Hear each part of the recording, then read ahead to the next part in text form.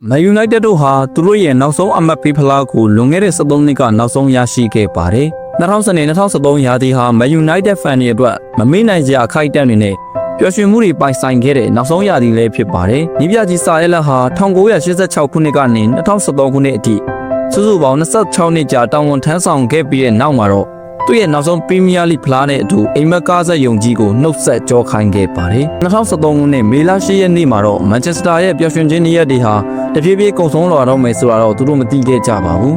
။အဲဒါကြောင့်ဒီနေ့ဗီဒီယိုမှာတော့ကျွန်တော်ကအဲ့ဒီ2013ခုနှစ်ကပရီးမီးယားလိကိုရရှိရမှာပါဝင်ခဲ့တဲ့ကစားသမားတွေအခုဘယ်သင်းတွေမှာကစားနေကြလဲဘောလုံးလောကကနေအနားယူသွားပြီလားဆိုတဲ့အကြောင်းအရာတွေကိုတင်ဆက်ပေးသွားမှာမို့စိတ်ဝင်စားတယ်ဆိုရင်ဗီဒီယိုကိုအဆုံးထိကြည့်ရှုပေးကြပါဦးခင်ဗျာမစခင် channel လေးကအသစ်မလို့ subscribe နဲ့ဘေးနားက notification bell လေးကိုပါနှိပ်ပေးသွားကြပါဦးခင်ဗျာပထမဦးဆုံးအနေနဲ့ကြိုပြောထားခြင်းတာလေးတစ်ခုရှိပါတယ်အဲ့ဒါကတော့ဘောထောက်ကစားကွင်းတိတ်မရရှိတဲ့ကစားသမားတချို့ကိုတော့ထည့်သွင်းဖော်ပြသွားမှာမဟုတ်ပါဘူးဒီကီယာလို့ပြောလိုက်တာနဲ့ Man United fan တွေရဲ့ရင်ဘတ်ထဲမှာလွမ်းဆွခြင်းနှမျောခြင်းဆိုတဲ့စိတ်တွေနဲ့ပြည့်နေမှအသေးကြပါပဲအခုလိုအချိန်ဂိုးပေါက်မှာဆောက်တလွဲလုံနေတဲ့အိုနာနာရဲ့နေရာမှာဒီကီယာသာဆိုရင်တော့ဆိုပြီးတွေးတောနေမိကြမှာပါ United ကိုတန်ဟန်ရောက်လာတဲ့အချိန်မှာတော့ Modern စနစ်တွေနဲ့ကိုင်းညီမှုမရှိဘူးဆိုပြီးတော့အသင်းကနေထုတ်ပယ်လိုက်ပါတယ်အဲ့ဒီနောက်မှာတော့ဒီကီယာဟာတစ်နှစ်ကျော်လောက်အသင်းလက်မဲ့ဖြစ်ခဲ့ပြီးတဲ့နောက်မှာအီတလီကလပ်ဖြစ်တဲ့ Fiorentina အသင်းကိုပြောင်းရွှေ့ခဲ့ပါ Rafael Di Silva Rafael ဆိုရင်တော့ဘရာဇီးသားပြီးအတက်ဆင်းမှန်နဲ့ United ရဲ့နောက်တန်းမှာအကောင်းဆုံးဆိုတဲ့ပုံစံကိုပြသခဲ့ပြီးတော့အောင်မြင်မှုဆိုလားကိုကမြောက်နိုင်ခဲ့ပါတယ်။အဲ့ဒီရာသီမှာစုစုပေါင်း28ပွဲထိကစားခဲ့ပြီးတော့တွင်းကို3ဂိုးနဲ့အတူဂိုးဖန်တီမှု2ချိန်ထိပါပြုလုပ်နိုင်ခဲ့ပါတယ်။သူဟာ United ကစားသမားအဖြစ်9နှစ်တာတာဝန်ထမ်းဆောင်ခဲ့ပြီးတဲ့နောက်မှာတော့2015ခုနှစ်မှာ Livan Club ဖြစ်တဲ့ Lion အသင်းကိုပြောင်းရွှေ့ခဲ့ပြီးတော့2020ကိုဗစ်ကာလမှာ Turkey Club Istanbul အသင်းကိုပြောင်းရွှေ့ခဲ့ပါတယ်။အစ္စတန်ဘူလ်မှာတရားသီးကြားကစားခဲ့ပြီးတော့2021ခုနှစ်မှာတော့မိုးရမြေဘရာဇီးကကလပ်အသင်းတစ်ခုဖြစ်တဲ့ Botafogo FC မှာကစားခဲ့ပြီးတဲ့နောက်မှာတော့2025ခုနှစ်လအစပိုင်းမှာတင်ကစားသမားဘဝကနေအနားယူသွားခဲ့ပါတယ်Patrick Ibraဟာဆိုရင် United ရဲ့ဘယ်နောက်ခံလူကစားသမားအဖြစ်စာရေးလက်ရဲ့ယုံကြည်မှုကိုရရှိထားတဲ့သူတစ်ယောက်လည်းဖြစ်ပါတယ်သူရဲ့ leadership skill တွေ United အသင်းပေါ်ပေးဆက်မှုတွေနဲ့ consistency ဖြစ်မှုတွေကြောင့်ပဲ United fan တွေရဲ့အချစ်တော်တွေတဲကတစ်ယောက်ဖြစ်လာစေခဲ့တာဖြစ်ပါတယ်အီဘရာဟာအဲ့ဒီရာသီမှာ United ရဲ့ပွဲစဉ်အားလုံးနီးပါးကိုကစားခဲ့ရပါတယ်။ပရီးမီးယားလိမှာဆိုရင်စုစုပေါင်း34ပွဲထိကစားခဲ့ရကာတွင်းကို4ဂိုးနဲ့အတူဂိုးဖန်တီမှု9ချိန်အထိပြုလုပ်ပေးခဲ့ကာ United တို့ရဲ့အောင်ပွဲကိုတော့တနေရာကနေအားဖြစ်စေခဲ့ပါတယ်။ဖာဂူဇန်ထွက်ခွာပြီးတော့တနစ်အကြာမှာ2014ခုနှစ်မှာအီတလီအင်အားကြီးကလပ်ဂျူဝင်တက်အသင်းကိုပြောင်းရွှေ့ခဲ့ပြီးတော့စီးရီးဖလားကို2ချိန်ကန်မြောက်နိုင်ခဲ့ကာချန်ပီယံလိမှာလည်း final ထိရောက်အောင်စွမ်းဆောင်ပေးနိုင်ခဲ့ပါတယ်။နောက်ဆက်ခုနှစ်မှာတော့ပြင်သစ်ကလပ်မာစတီကိုပြောင်းရွှေ့ခဲ့ပေမဲ့မာဆေးဖန်တယောက်နဲ့စကားများကချောင်းနဲ့ကန်ချောင်းခဲမိတာကြောင့်ပဲစာချုပ်ဖြတ်သိမ်းခံခဲ့ရပါတယ်။2018ခုနှစ်မှာတော့အင်္ဂလန်ကလပ်ဝက်ဆန်သင်းကိုပြောင်းရွှေ့ခဲ့ပြီး2019ဇူလိုင်လမှာတော့ကစားသမားဘဝကနေအနားယူခဲ့ပြီးဖြစ်ကြောင်းတရားဝင်ကြေညာခဲ့ပါတယ်။ Rio Ferdinandဟာဆိုရင်တော့ Manchester United ရဲ့ legend တယောက်ဖြစ်သလိုဖန်တွေရဲ့ချစ်တော်ကစားသမားဆိုရင်လည်းမှားမယ်မထင်ပါဘူး။သူက United ရဲ့နောက်တန်းကိုအကောင်းဆုံးမောင်းနှင်ပေးခဲ့တဲ့သူတစ်ယောက်လည်းပဲဖြစ်ပါတယ်။ Ferdinand ကအင်တာဗျူးတစ်ခုမှာဒီရာသီကျွန်တော်တို့အသင်းကလူငယ်ကစားသမားတွေနဲ့အတွေ့အကြုံရဲ့ကစားသမားတွေပေါင်းစပ်ထားတာကြောင့်ချန်ပီယံဖလားကိုရယူနိုင်လိမ့်မယ်လို့ပြောခဲ့ပူပါတယ်။ Ferdinand ဟာအဲ့ဒီရာသီမှာ United အတွက်38ပွဲကစားခဲ့ရက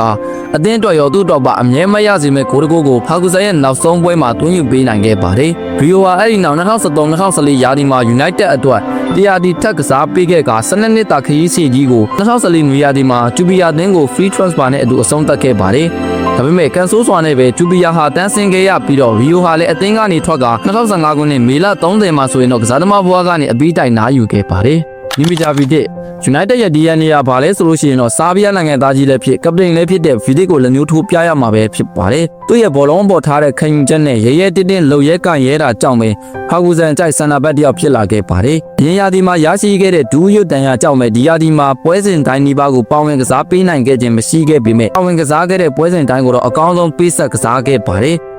စုစုပေါင်းပွဲစဉ်19ပွဲကစားခဲ့ရပြီးတော့ကနေရှိစစ်ကြေကြီးရအောင်စွမ်းဆောင်ပေးနိုင်ခဲ့ပါတယ်။ပါရီနန်နဲ့အတူ United နောက်တန်းမှာတရားတီကြာထပ်မံကစားခဲ့ရပြီးတဲ့နောက်2014ဇူလိုင်လမှာတော့အီတလီစီးရီးကလပ်တစ်ခုဖြစ်တဲ့တာမီလန်အသင်းကိုပြောင်းရွှေ့ခဲ့ကနေရာတီကြာကစားခဲ့ပါတယ်။ဒဏ်ရာပြဿနာတွေရဲ့နှိပ်စက်မှုတွေကြောင့်ပဲဗီဒီဟာ2016ခုနှစ်ဇန်နဝါရီလမှာတော့ကစားသမားဘဝကနေအနားယူသွားခဲ့ပါတယ်။ပြီးကြုံဒါမှမဟုတ်ကျွန်တော်တို့ခေါ်နေတဲ့လော်ဂျီယာဆိုရင်တော့ဖာဂူဇန်ကိုတိုင်ဘလက်ဘန်သင်းကနေအာဂိုတကြီးခေါ်ယူခဲ့ရတဲ့စကိုနှစ်ရွယ်လူငယ်ခန်းစင်မှုတစ်ယောက်လည်းဖြစ်ပါတယ်။သူကစသက်ရောက်ချင်းရာသီဖြစ်တဲ့2017-2012ရာသီမှာဆိုရင်စုစုပေါင်း42ပွဲထိပါဝင်ကစားခဲ့ရပြီးတော့အကောင်းဆုံးဆိုတဲ့ခြေစွမ်းကိုလည်းပြသနိုင်ခဲ့ပါတယ်။ အဲ့ဒါကြောင့်နောက်ရာသီမှာပွဲထွက်ခွင့်19ပွဲကစားခဲ့ရကအကောင်းဆုံးခြေစွမ်းတဲ့သူကလင်းရှိစစ်ချက်လေးရအောင်စွမ်းဆောင်ကူညီပေးနိုင်နေပါတယ်။ကျောင်းကအဲ့ဒီရာသီမှာပဲစန်တာဘက်တင်မကပဲ right back first team ပြီးစားတဲ့နေရာတွေအထိပါတက်ကစားရလိမ့်ရှိပါတယ်။ဒါပေမဲ့နောက်ပိုင်းမှာဒဏ်ရာပြဿနာတွေနှိမ့်ဆက်ရာကနေနလန်ပြန်မထူနိုင်ခဲ့ပဲကစားသမားဘဝရေစုံမျောခဲ့ရပါတယ်။ပြီးခဲ့တဲ့2023ခုနှစ်ရဲ့နွေရာသီမှာတော့အသင်းနဲ့စာချုပ်ကုန်ဆုံးတာထွက်လာခဲ့ပါတယ်။2024ဩဂတ်လ18ရက်နေ့အသက်32နှစ်အရွယ်မှာတော့ကစားသမားဘဝကနေအပြီးတိုင်နားယူခဲ့ပါတယ်။ Johnny Evans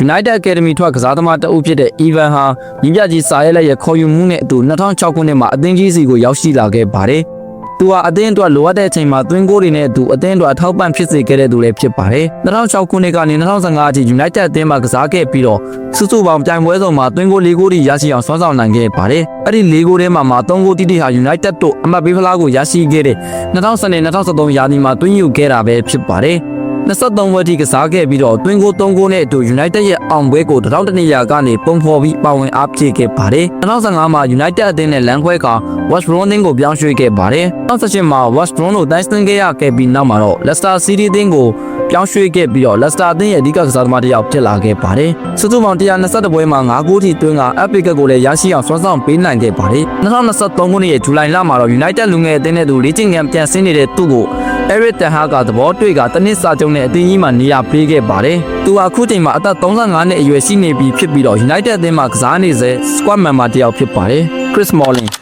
ပါကူဇန်ရဲ့နေရာပေးမှုနဲ့အတူ Chris Smalling ဟာအဲ့ဒီရာသီမှာပွဲတော်ခွင့်တွေရရှိခဲ့ပြီးတော့စန်နာဘက်ပြီးအကောင်းဆုံးလုပ်ပြနိုင်ခဲ့ပါတယ်။အခါတရမှာ right back နဲ့ Ferdinand Vidic Ibra တို့ရဲ့နောက် deep ကျတဲ့နေရာထိဆင်းကစားက United အောင်ပွဲကိုပါဝင်အားဖြည့်ခဲ့ပါတယ်။စတင်ခေါ်ယူခဲ့တဲ့2010ကနေကိုဗစ်ကာလဖြစ်တဲ့2020အထိစုစုပေါင်း10နှစ်ကြာကစားခဲ့ပြီးတဲ့နောက်မှာတော့အီတလီကလပ်ရိုမာအသင်းကိုပြောင်းရွှေ့ခဲ့က Conference League ကိုလည်းစုကူးနိုင်ခဲ့ပါတယ်။ရိုမာမှာ4နှစ်ကြာကစားခဲ့ပြီးတဲ့နောက်မှာတော့2014စက်တင်ဘာလမှာအသင်းကထွက်က Saudi ကလပ် APA အသင်းကိုပြောင်းရွှေ့ခဲ့ပါတယ်။ Michael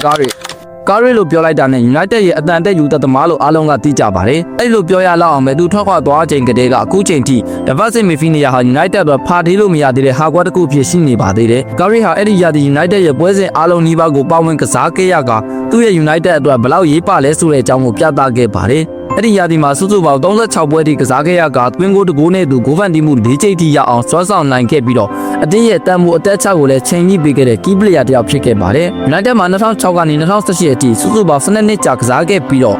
2018မတ်လမှာတော့ professional ကစားသမားဘွားကနေအနားယူခဲ့ပြီး2022ခုနှစ်မှာတော့ Championship Club ဖြစ်တဲ့ Middlesbrough အသင်းရဲ့နီးပြချုပ်ယာရုကိုပါလက်ကင်ရယူခဲ့ပါတယ်။ Hosco နဲ့ပတ်သက်ပြီးနီးပြကြီး Guardiola ကိုယ်တိုင်ကScore ဟာဒီမျိုးဆက်ရဲ့အကောင်းဆုံးကွင်းလည်ကစားသမားပါလို့ပြောခဲ့ပူပါတယ်။အဲ့လိုပြောရလောက်အောင်ပဲ Score ရဲ့ vision နဲ့သူ့ရဲ့တိကျတဲ့ passing တွေက United တို့ကိုအကြီးအကျယ်ထောက်ပံ့ဖြစ်စေခဲ့ပါတယ်။ Hosco ဘလောက်တောင်ကောင်းလဲဆိုရင်အဲ့ဒီရာသီ United ကွင်းလည်မှာ injury တွေများနေတာကြောင့်Faki ကိုယ်တိုင်2010-2011ရာသီကအနားယူခဲ့တဲ့သူ့ကိုပြတ်ခေါ်ရလောက်အောင်ထိပါပဲ။ဒါပေမဲ့အဲ့ဒီအချိန်သက်38နှစ်အရွယ်ရှိနေပြီဖြစ်တဲ့ Score ဟာသူ့ရဲ့ physical အခြေအနေကြောင့်ပွဲချိန်ကြီးမကစားနိုင်ခဲ့ပေမဲ့စုစုပေါင်း16ပွဲကစားကတကိုးသွင်းယူပေးနိုင်ခဲ့ပါတယ်။သူရဲ့73ချိန်မြောက် Premier League ဖလားနဲ့အတူအဲ့ဒီရာသီအကုန်မှာပဲဒုတိယအကြိမ်ဖြစ်အပြီးတိုက်ကစားသမားဘွားကနေအနားယူခဲ့ပါတယ်။ Ryan Giggs United ရဲ့ဘဲတောင်မန်မှာလှပတဲ့ကစားဟန်လင်းမြန်တဲ့ pace နဲ့ကြိုင်ဘက်တွေကိုအယူလုပ်ခဲ့တဲ့ Ryan Giggs ဟာကစားသမားဘွားကို United မှာပဲကစားရင်း One Man Club ဖြစ်ကုန်ဆုံးခဲ့ပါတယ်။အသက်39နှစ်အရွယ်ရှိနေပြီဖြစ်တဲ့ Giggs ဟာအဲ့ဒီရာသီမှာ Premier League ပွဲစဉ်22ပွဲကစားကသွင်းဂိုး2ဂိုးနဲ့အတူဂိုးပန်တီးမှု9ချိန်ထိပြုလုပ်ခဲ့ကအသက်အရွယ်နဲ့မလိုက်အောင်စွမ်းဆောင်ပြခဲ့ပါတယ်။2014မှာတော့အသက်40ရှိနေပြီဖြစ်တဲ့ Giggs ဟာကစားသမားဘွားကန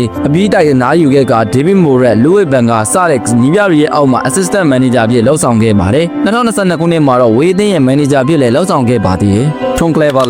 Cleverley ဆိုတာ Dynamic တစ်လုံးလုံးပောက်ပွဲအားပြင်းပြင်းနဲ့ကစားတတ်ပြီးတော့တိုက်စစ်တဲ့ခန်းစစ်ကိုမျှတစွာကစားနိုင်တဲ့ midfielder တစ်ယောက်ဖြစ်ပါတယ်။သူက United ကွင်းထဲမှာ Michael Carrick နဲ့အတူတွဲက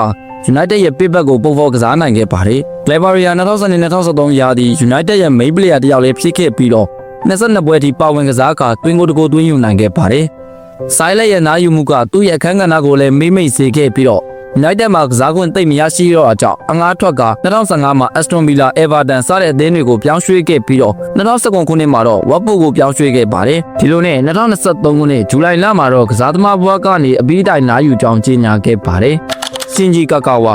United ရဲ့ပထမဦးဆုံး hat-trick သွင်းယူနိုင်ခဲ့တဲ့အာရှကစားသမားတစ်ယောက်လည်းဖြစ်တယ်လို့တဲလန့်ရှိတဲ့ player တစ်ယောက်လည်းဖြစ်ပါတယ်။သူ့ရဲ့ခြေစွမ်းကောင်းမှုတွေအကြောင်းပဲ Silent ဟာ2012ခုနှစ်မှာ Dortmund စီကနေပေါင်18တန်းဝန်းကျင်နဲ့ United စီကိုခေါ်ဆောင်လာခဲ့ပါတယ်။ပြောင်းမပြောင်းသူကောင်းမဖြစ်ဆိုတဲ့စကားအတိုင်းသူရောက်ရှိလာတဲ့နှစ်မှာပဲ United နဲ့အတူသူ့ရဲ့ပထမဦးဆုံး Premier League ဖလားကြီးကိုကင်မြောက်နိုင်ခဲ့ပါတယ်။ကာကာဝါဟာအဲ့ဒီရာသီမှာ Premier League ပွဲ20ထိကစားခဲ့ရပြီးတော့6ဂိုးသွင်းပြီးတော့ hat-trick တစ်ချိန်မှရရှိအောင်ဆွမ်းဆောင်နိုင်ခဲ့ပါတယ်။ဒါရဲ့လက်နားယူပြီးနောက်ရာသီမှာတော့နီးပြတဲ့မိုရဲရဲ့လက်ထက်မှာနေရာပြောက်လာတာကြောင့်ပဲနေရာဒီကြာပြီး2014မှာဂျာမန်ကလပ်ဒေါမန်ကိုပြန်လည်ရောက်ရှိလာခဲ့ပါတယ်။2019ခုနှစ်မှာတော့သူရဲ့ကီကလပ်ဘဇစ်တက်ကိုအငှားပြောင်းရွှေ့ခဲ့ပါတယ်။အဲ့နောက်စပိန်ဂရိဘယ်ဂျီယန်စတဲ့လီတွေမှာကျင်လည်ခဲ့ပြီးတော့2023ခုနှစ်မှာတော့ငယ်ဘဝကလပ်ဖြစ်တဲ့ဆယ်ရီဇိုအိုဇာကာအသင်းကိုပြန်လည်ပြောင်းရွှေ့ခဲ့ပါတယ်။အဲဒါဆန်ဘရာဇီးသားပြီးနေစနေပိုင်းဆိုင်ရာမှာကျွမ်းကျင်တဲ့အန်နာဆန်ဟာဆိုရင်လည်း United ရဲ့ကွင်းထဲမှာမမထန်ထန်တိုက်ပွဲဝင်က United အောင်ပွဲအတွက်တောင်းတနေရာကနေပါဝင်အားဖြည့်ခဲ့သူတယောက်လည်းဖြစ်ပါတယ်။သူဟာဆန်နာမီဖီတယောက်ဖြစ်ပြီးတခါတရံမှာဘောက်တူဘောက်အတက်ကင်မီဖီစားတဲ့နေရာတွေမှာကစားခဲ့ပြီး United အတွက်ခွန်အားတစ်ခုဖြစ်စေခဲ့ပါတယ်။စက္ကွန်ပွဲဒီပါဝင်ကစားခဲ့ရကတွင်းကိုတစ်ခုသွေးယူပေးနိုင်ခဲ့ပါတယ်။2014မှာတော့အီတလီကလပ် Fiorentina အသင်းကိုငှားချခဲ့ပြီးနောက်ရတီမှာတော့မူရမြေကလပ်ဖြစ်တဲ့ Internazionale အသင်းကိုပြောင်းရွှေ့ကစားခဲ့ပါတယ်။2019မှာတော့ Curitiba အသင်းကိုထပ်မံငှားပြောင်းရွှေ့ကစားခဲ့ရပါတယ်။2018-2019 ရာသီမှာတော့တူရကီကလပ်အသင်းတစ်ခုဖြစ်တဲ့ Adana Demirspor အသင်းကိုပြောင်းရွှေ့ကစားခဲ့ပြီးတော့2020အသက်32နှစ်အရွယ်မှာပဲကစားသမားဘဝကနေအနားယူခဲ့ပါတယ်။ Ashley Young 2009ခုနှစ်မှာ PFA Young Player ဆုရရှိခဲ့တဲ့ရန်ကိုဆိုင်းလက်ကသဘောတွေ့က2011ခုနှစ်မှာ United စီကိုခေါ်ယူခဲ့ပါတယ်။ Ashley Young ဆိုတာက United ရဲ့အကြဘက်တွေမှာ United နဲ့အတူတိုက်ပွဲဝင်ခဲ့တဲ့သူတစ်ယောက်လည်းဖြစ်ပါတယ်။သူဟာဘယ်ညာတောင်ပန်တစ်ခုလုံးမှာကောင်းမွန်စွာကစားနိုင်ခဲ့တဲ့သူတစ်ယောက်လည်းပဲဖြစ်ပါတယ်။အခြားသူတွေနီးသူဟာလည်းဒဏ်ရာပြဿနာတွေကြောင့်ပဲအဲ့ဒီရာသီမှာပေါ်တော်ခွင့်အကန့်အသတ်တစ်ခုတည်တာရရှိခဲ့ပြီးတော့19ဝဲတာပေါ်တော်ကစားခွင့်ရရှိခဲ့ပါတယ်။2020ကိုဗစ်ကာလမှာတော့အီတလီကလပ်အင်တာမီလန်အသင်းကိုပြောင်းရွှေ့ကစားခဲ့ပြီးတော့ City ရဲ့ဆုဖလားကိုလည်းသိမ်းပိုက်နိုင်ခဲ့ပါတယ်။အဲ့ဒီနောက်2021ခုနှစ်မှာတော့အသင်းဟောင်း Aston Villa ကိုပြန်လည်ပြောင်းရွှေ့ခဲ့ပြီးတော့2023ခုနှစ်မှာ Premier League ကလပ် Everton ကိုထပ်မံပြောင်းရွှေ့ခဲ့ပါတယ်။ Antonio Valencia United အသင်းရဲ့အဓိက key player တယောက်ဖြစ်ခဲ့တဲ့ Valencia ဟာ right wing မှာတာမကအသင်းလိုအပ်နေတဲ့အချိန် right back နေရာထိပါဆင်းကစားပေးခဲ့ပါတယ်။သူ့ရဲ့လင်မြန်တဲ့ pace physical စွမ်းရည်ကြောင့်ပဲပြိုင်ဘက်ခံစစ်တဲ့အတွက်မျက်စိစပင်မွေးစူးစရာဖြစ်စေခဲ့ပါတယ်။အဲ့ဒီရာသီမှာ Premier League ပွဲစဉ်30အထိကစားခဲ့ရကာသွင်းဂိုးတစ်ခုကိုလည်းသွင်းယူပေးခဲ့ပါတယ်။2009ကနေ2019အထိ10နှစ်တခုကြာကစားခဲ့ပြီးနောက်မှာတော့ Ecuador မက္ဆီကိုစားတဲ့ကလပ်တွေမှာကျင်းလည်ခဲ့ပြီးတော့2021ခုနှစ်မေလ12ရက်နေ့မှာတော့ပရိုကစားသမားဘဝကနေအနားယူခဲ့ပါတယ်။နာနီက United မှာရှိတဲ့တခြားတောင်ပန်ကစားသမားတွေနဲ့မတူဘဲတမှုထူးခြားတဲ့ကစားဟန်ကိုပြသခဲ့ပါတယ်။သူ့ရဲ့အဝေးကန်ချက်တွေပြိုင်ဘက်ကိုတခဏအတွင်းလှည့်စားနိုင်မှုတွေကြောင့်ပြိုင်ဘက်တွေတတိကြီးကြီးထားပြီးလူကက်ကစားခဲ့ရပါတယ်။ဒါပေမဲ့အဲ့ဒီရာသီမှာနာနီဟာတကောက်ကျောတန်ရာရရှိခဲ့ပြီးတော့ခွဲစိတ်ခံခဲ့ရတာကြောင့်ပဲအချိန်တစ်ခုကြာပါဝင်ကစားနိုင်ခဲ့ခြင်းမရှိဘဲဆက်တဲ့ပွဲကြပါဝင်ကစားနိုင်ခဲ့ပါတယ်။ဒါပေမဲ့ကစားခဲ့ရတဲ့ပွဲတွေအတွင်းမှာအကောင်းဆုံးစွမ်းဆောင်ကတကိုးရရှိအောင်နဲ့စွမ်းဆောင်ပေးခဲ့ပါတယ်။2014မှာတော့ငယ်ဘဝကလပ်ဖြစ်တဲ့ Sporting အသင်းကိုတရားဒီအငှားထွက်ကစားခဲ့ပြီးနောက်2015မှာ Fenerbahce ကိုတရားဒီပြောင်းရွှေ့ခဲ့ပါတယ်။2016မှာတော့ La Liga ကလပ် Valencia အသင်းကို200ဒီကြာကစားခဲ့ပြီး Sporting ကိုနောက်တစ်ကြိမ်အငှားထွက်ကစားခဲ့ပါတယ်။အဲ့ဒီနောက်မှာတော့ Major League ကလပ်ဖြစ်တဲ့ Orlando City အသင်းကိုပြောင်းရွှေ့ကာ Italy, Australia, Turkey စတဲ့ကလပ်အသင်းတွေမှာပြောင်းရွှေ့ကစားခဲ့ပြီး2024ဒီဇင်ဘာမှာတော့ဘောလုံးကစားတာကနေအနားယူခဲ့ပြီးဖြစ်ကြောင်းတရားဝင်ကြေညာခဲ့ပါတယ်။ Danny Welbeck ဆိုင်လက်ရဲ့ technical စွတ်တင်တဲ့အတူ Danny Welbeck ဟာတခါတရံမှာ striker နဲ့ဝင်းနေအထိပါထွက်ကစားခဲ့ရပါတယ်။သူ့ရဲ့ link up play တွေကြောင့်ပဲ Van Persie, Rooney စားတဲ့သူတွေအတွက်နေရာလွတ်တွေရရှိခဲ့ကသွင်းဂိုးတွေရရှိအောင်ကူညီပေးခဲ့ပါတယ်။ Welbeck ဟာ Championship ကလပ်တွေဖြစ်တဲ့ Bristol, Sunderland စားတဲ့အသင်းတွေကိုကစားခဲ့ပြီးတော့2014မှာခါသီးပြိုင်မဲ့ Arsenal ကိုပြောင်းရွှေ့ခဲ့ပါတယ်။ Arsenal မှာ9နှစ်တာကစားပြီးတဲ့နောက် Watford ကိုတရားဒီပြောင်းရွှေ့ကစားက2020မှာတော့ Brighton အသင်းကိုထပ်မံပြောင်းရွှေ့ကစားခဲ့ရပါတယ်။ Chicharito ဆိုတာ United တို့ကိုအချင်းချင်းကဲတင်ပေးခဲ့တဲ့ကစားသမားဖြစ်သလို Mr. Substitution လို့တင်စားခေါ်ခြင်းခံခဲ့ရပါတယ်။အသင်းဟာဂိုးတွေလိုအပ်လာပြီဆိုရင်အရန်ကုန်ကနေလူစားဝင်ကအမတ်တွေယူဆောင်ပေးတဲ့ကစားသမားလေးဖြစ်ခဲ့ပါတယ်။သူ့ကိုပွဲတဲ့ကစားသမားဖြစ်တော့တိတ်မတွေးရပဲ substitute အနေနဲ့သာပွဲများစုကိုကစားစေခဲ့ပါတယ်။ Premier League မှာ22ပွဲကစားစေခဲ့က10ဂိုးတိတိတွင်းယူပေးနိုင်ခဲ့ပါတယ်။2010 United မှာ9နှစ်တာကာလအတွင်း Premier League 2ကြိမ် Community Shield 3ကြိမ်ထိရရှိခဲ့ပြီးတဲ့နောက်မှာတော့2014-2015 ရာသီမှာ Real Madrid ကိုတရားတီကြာအငှားနဲ့ထွက်ကစားစေခဲ့ပါတယ်။2015မှာ Leverkusen အသင်းကိုပြောင်းရွှေ့က200တီကြာကစားခဲ့ပါတယ်။အဲဒီနောက် Watson, Sevilla, LA Galaxy စတဲ့အသင်းတွေကိုပြောင်းရွှေ့ခဲ့ပြီးတော့2024မှာတော့ငယ်ဘွားကလပ်ဖြစ်တဲ့ Mexico ကလပ်တစ်ခုမှာလက်ရှိချိန်ထိကစားနေခဲ့ပါတယ်။ Wayne Rooney ဆိုတဲ့နာမည်ကြားရုံနဲ့တင်ဘောလုံးကိုယူသွတ်ပြီးအသင်းပေါ်ပေးဆက်မှုအပြည့်ရှိတဲ့ TNA DNA ရှိတဲ့ကစားသမားဆိုတာအလုံးသိကြမှာပါသူဟာ United အသင်းရဲ့ဂိုးသွင်းအများဆုံးတိုက်စစ်မှုဖြစ်သလို Premier League ရဲ့ထာဝရအကောင်းဆုံးတိုက်စစ်မှုတူလည်းဖြစ်ပါတယ်2020-2023 ရာသီမှာ Robin van Persie ရောက်ရှိလာမှုနဲ့အတူ second striker အဖြစ်ကစားခဲ့က van Persie အတွက်နေရာလွတ်တွေများစွာကိုဖန်တီးပေးနိုင်ခဲ့ပါတယ်အဲ့ဒီရာသီ Premier League မှာ28ပွဲထိကစားက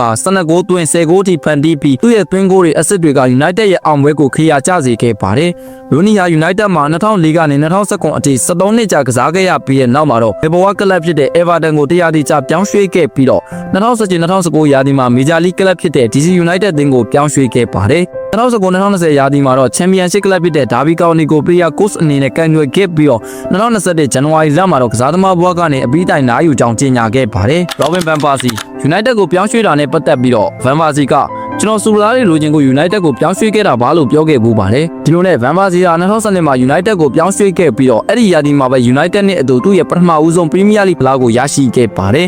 Premier League ပွဲစဉ်38ပွဲမှာ38ပွဲလုံးပါဝင်ကစားခဲ့ပြီးတော့26ဂိုးထိသွင်းကအဲ့ဒီရာသီရဲ့ Golden Boot ကိုလည်းရရှိခဲ့ပါတယ်။ဘိုဗန်ဒီမူ15ချိန်အထိလည်းလှုပ်ဆောင်ပေးခဲ့ပြီး United ရဲ့အောင်ပွဲမှာအဓိကဇာတ်လိုက်ဖြစ်ပါဝင်ခဲ့ပါတယ်။အဲ့ဒီရာသီ Aston Villa အသင်းကိုသွင်းခဲ့တဲ့ volley ကန်ချက်ကတော့ကျွန်တော်အခုချိန်ထိမေးလို့မရတဲ့အခိုက်အတန့်ထဲမှာတစ်ခုအပါဝင်ဖြစ်ပါတယ်။ Amazia United မှာ3ရာသီကြာကစားခဲ့ပြီးတော့တူရကီကလပ် Fenerbahce မှာ3ရာသီထပ်မံကစားခဲ့ပါတယ်။2018မှာတော့ငယ်ဘဝကလပ် Feyenoord ကိုပြောင်းရွှေ့ကစားခဲ့ပြီး2019မေလအသက်35နှစ်အရွယ်မှာပဲကစားသမားဘဝကနေအနားယူခဲ့ပါတယ်။ဟုတ်ကဲ့ပါအခုပြောပြပေးခဲ့တာတွေကတော့ United တို့နောက်ဆုံး Premier League ဖလားကိုရရှိခဲ့တဲ့အချိန်ကပါဝင်ခဲ့တဲ့ကစားသမားတွေ United ကနေပြောင်းပြီးဘယ်အသင်းတွေမှာကစားနေလဲအနားယူသွားပြီလားဆိုတဲ့အကြောင်းအရာတွေကိုတင်ဆက်ပေးခဲ့တာပါနောက်လည်းဒီလိုစိတ်ဝင်စားစရာဗီဒီယိုတွေကိုတင်ဆက်ပေးမှာမို့ channel လေးကို subscribe နဲ့ဘေးနားက notification လေးကိုနှိပ်ပြီးတော့ကူညီပေးသွားကြပါအောင်ခင်ဗျအားလုံးကိုကျေးဇူးတင်ပါတယ်